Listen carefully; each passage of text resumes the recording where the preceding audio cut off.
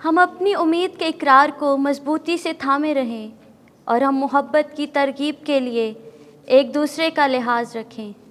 آج کی ہماری پہلی تلاوت مقدس پولوس رسول کا خط عبرانیوں کے نام، اس کا 10واں باب 19ویں سے 25ویں آیت مقدسہ۔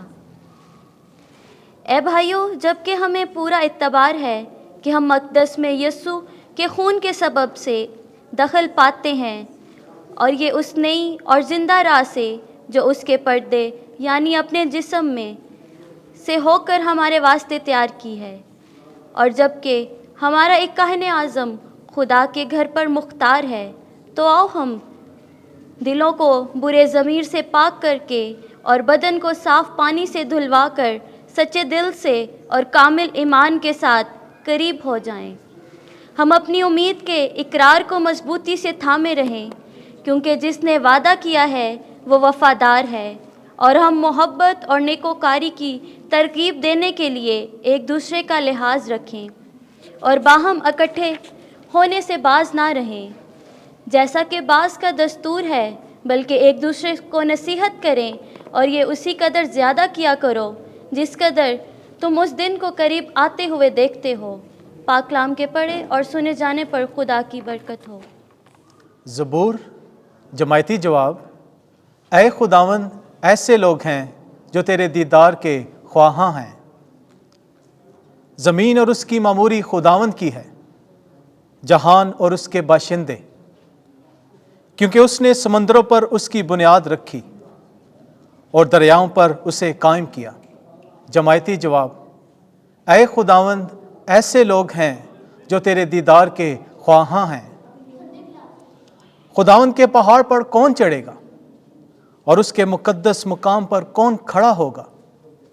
وہی جس کے ہاتھ صاف اور جس کا دل پاک ہے، جو باطل چیزوں پر اپنا جی نہیں لگاتا۔ جماعتی جواب: اے خداوند، ایسے لوگ ہیں جو تیرے دیدار کے خواہاں ہیں۔ وہ خداوند کی طرف سے برکت اور اپنے مخلص خدا کی طرف سے اجر پائے گا۔ یہ ان کی پشت ہے جو اس کے طالب اور یعقوب کے خدا کے دیدار کے خواہاں ہیں۔ جماعتی جواب: اے خداوند، ایسے لوگ ہیں جو تیرے دیدار کے خواہاں ہیں۔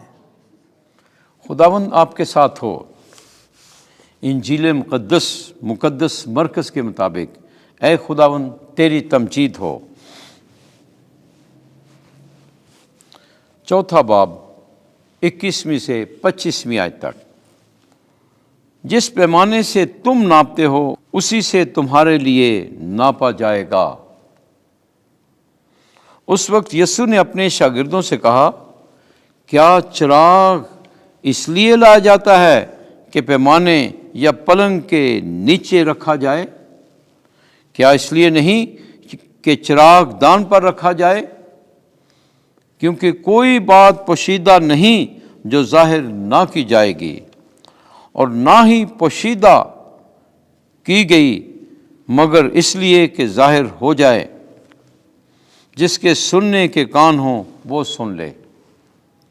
پھر اس نے ان سے کہا کہ غور کرو جو سنتے ہو، جس پیمانے سے تم ناپتے ہو اسی سے تمہارے لیے ناپا جائے گا، اور تمہیں زیادہ دیا جائے گا۔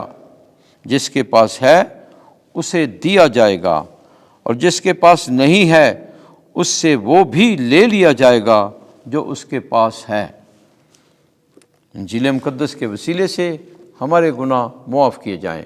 اے مسیح تیری ستائش ہو۔